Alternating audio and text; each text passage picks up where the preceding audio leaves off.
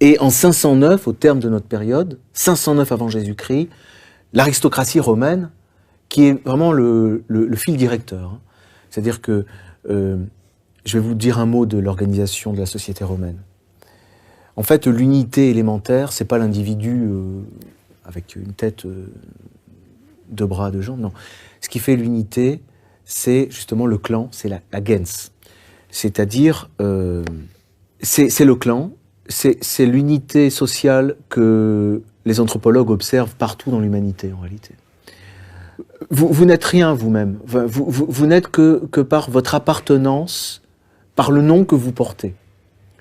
Par le nom que vous portez, et aussi par le culte que vous rendez, par le culte que vous entretenez, qui est le culte de vos ancêtres, de votre ancêtre même, le premier qui a porté ce nom que vous portez, et qui remonte alors à la nuit des temps, et qui n'est pas le même que votre voisin qui porte un autre nom et qui a son propre clan, mais qui correspond, ce clan que vous entretenez, est le même par contre que celui de votre frère, ou de votre cousin, ou de votre oncle éloigné.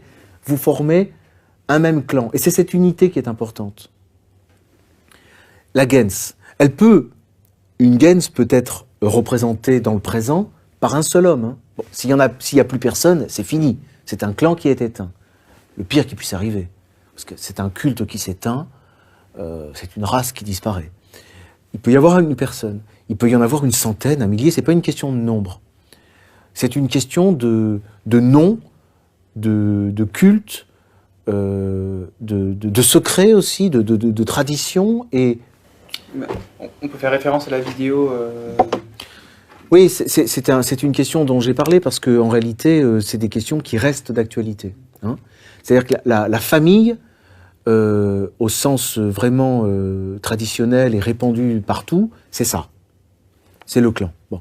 Ce que les Romains entendent par familia, ce qui fait familia, c'est le fait que vous êtes non seulement membre d'un clan, mais en plus, vous êtes le dernier en vie.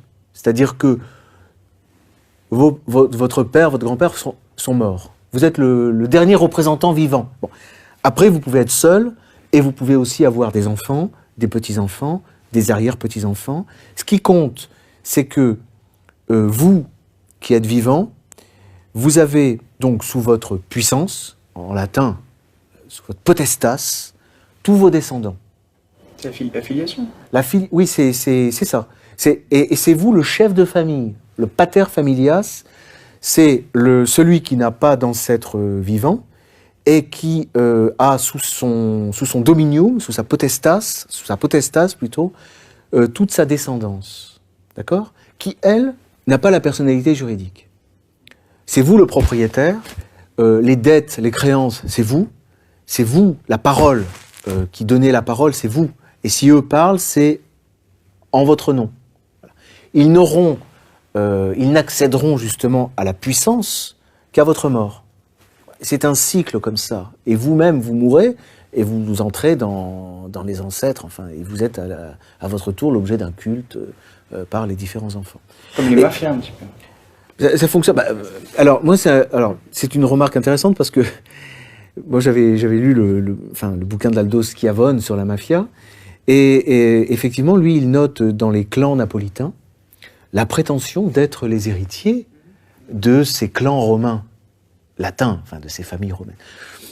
Mais la mafia, ce n'est jamais que la famille. Hein. Enfin, il y a quelque chose de tout à fait naturel. Hein, Après, à quelles activités on se livre, c'est encore une autre question. Bon.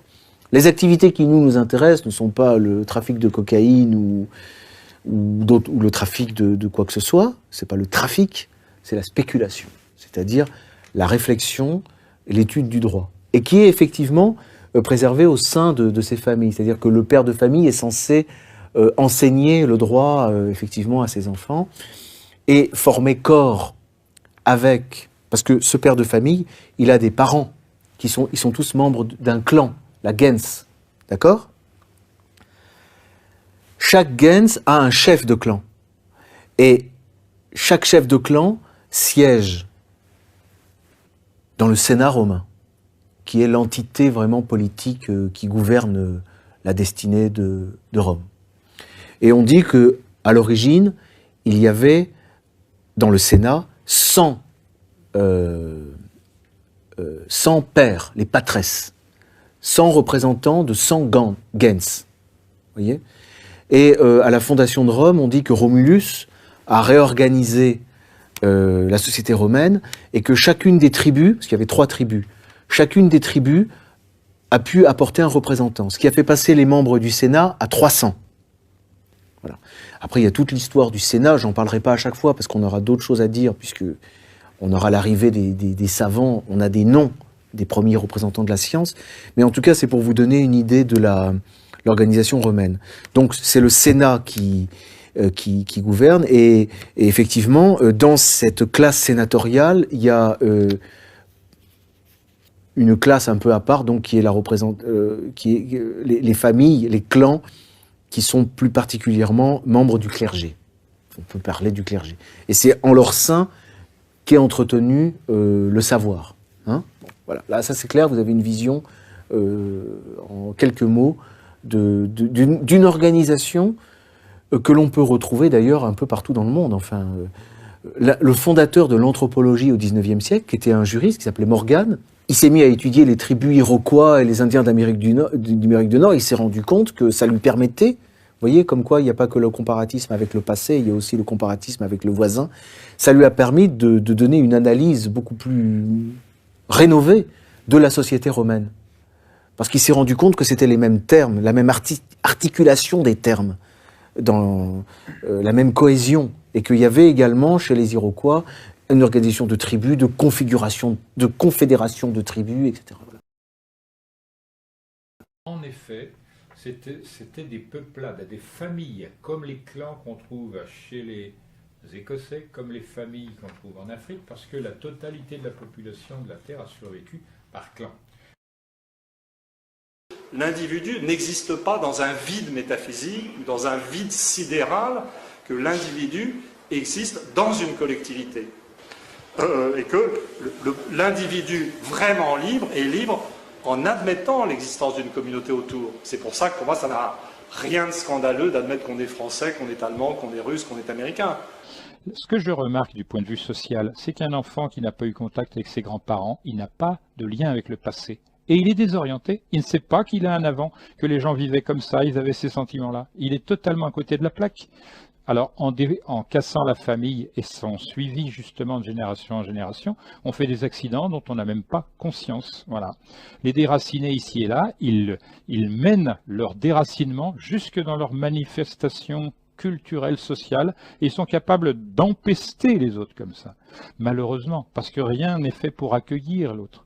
Là, on parle de racisme, on parle d'anti-machin, de pro-truc, on est dans le délire complet, là. Ce que je constate, c'est que les élites se font, avoir sur des choses d'une extrême simplicité.